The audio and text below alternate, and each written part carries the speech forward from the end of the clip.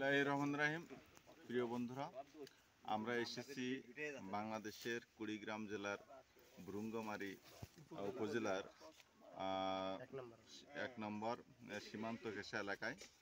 তো এখানে আমরা বিসপাড়া মাধ্যমিক বিদ্যালয় থেকে কালীগঞ্জ ঝিনাইদহ থেকে আসছি। তো এখানে আসার পরে আমরা এখানে ইন্ডিয়ার সীমানা দেখতেছি, বাংলাদেশের সীমানা দেখতেছি। আমরা এখানকার একজন স্থানীয় মুরব্বী, তার সাক্ষাৎকার নেওয়ার চেষ্টা করছি। মুরব্বী, তো আপনি তো এখানে কতদিন যাবত বসবাস করছেন? 40 বছর। 40 বছর। এর আগে কোথায় থাকতেন? আগে আন্দারিঝার। হ্যাঁ, আন্দারিঝার। আন্দারিঝার কোন জায়গায় সেটা? ডুমুরির দক্ষিণে। ডুমুরির দক্ষিণে। তো তাহলে আপনার ছোট থেকে বেড়ে ওঠা এখানে নাকি? না না, ওখানে। তারপরে এখানে এসে বসতি স্থাপন করেছেন। আপনার কয় ছেলে মেয়ে? 2 ছেলে 1 মেয়ে। 2 ছেলে 1 মেয়ে। কি করে তারা?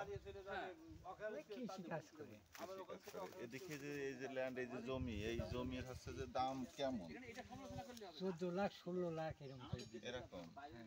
এই প্রত্যন্ত এলাকায় এখানে তো জনবসতি খুবই কম দেখতেছি, তারপরেও এখানে জমির দাম এত হওয়ার কারণ কি? কারণ মনে করেন জনবসতি কম বেশি। না, আমার তো সেটা মনে হলো না। যেমন আমাদের ঝিনাইদহ, কালীগঞ্জ, যশোর, এখানে অনেক জনবসতি এবং এখানে জমির দাম কিন্তু এখানকার তুলনায় ওখানে খুবই কম। যেমন ওখানে 8 লাখ, 7 লাখ, 9 লাখ, 10 লাখ টাকা মাঠে জমিকে বেচা কিনা হয়। সীমান্তে যে নদী ছাড়া যে এই যে টাইম জায়গা, চর এলাকার দাম কম, দুই এলাকায় মনে করেন দাম বেশি, তাই না? তো এখানে কি আপনাদের কোনো সমস্যা হয় কিনা যে ওখান থেকে ইন্ডিয়া থেকে কোনো গুলি গালা কিংবা হচ্ছে যে হুমকি টুমকি আসে কিনা? আসে, সময় সময় আসে। তখন এই যে কাঁটা তার নিয়ে মনে করেন আসে। এই যে তো এখনো বিটিআররা স্থগিত করে দিচ্ছে, মনে করেন এই 150 গজ হয় না এই সীমানা দিয়ে 9 নম্বর প্লেয়ার থেকে 10 নম্বর প্লেয়ার পর্যন্ত। এটা মনে করেন কাঁটা তার হয় নাই, মানে সিঙ্গেল বেড়া দিয়ে দিয়েছে। এটা নিয়ে বাজে মাঝে মাঝে, তাই না? হ্যাঁ বাজে, এবং বিটিআররা নিষেধ দিচ্ছে দেখে এইখানে বেড়া হয়েছে। আমি দেখলাম একটা বিষয় যে প্রায় 200-300 মিটার পর পরই হচ্ছে ইন্ডিয়ার হচ্ছে যে ক্যাম্প, ঠিক আছে? গতকাল আমরা লালমনিরহাট 3 বিঘা করিডোরে ওখানে গেছিলাম। তো ওখানে এক জায়গায় শুনছিলাম যে ওইটুকু এলাকার ভিতরে 15-20টা হচ্ছে যে বিএসএফ এর ক্যাম্প, হচ্ছে যে ইন্ডিয়ার ক্যাম্প, কিন্তু বাংলাদেশের ক্যাম্প সেখানে অনলি 2-3টে।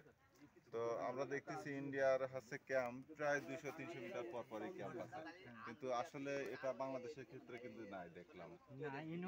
এই বাংলাদেশের ক্যাম্পের পিছনে ওদের ভারতের 4টা ক্যাম্প আছে। হ্যাঁ, এখন একটা ক্যাম্পের পিছনে 4টা ক্যাম্প।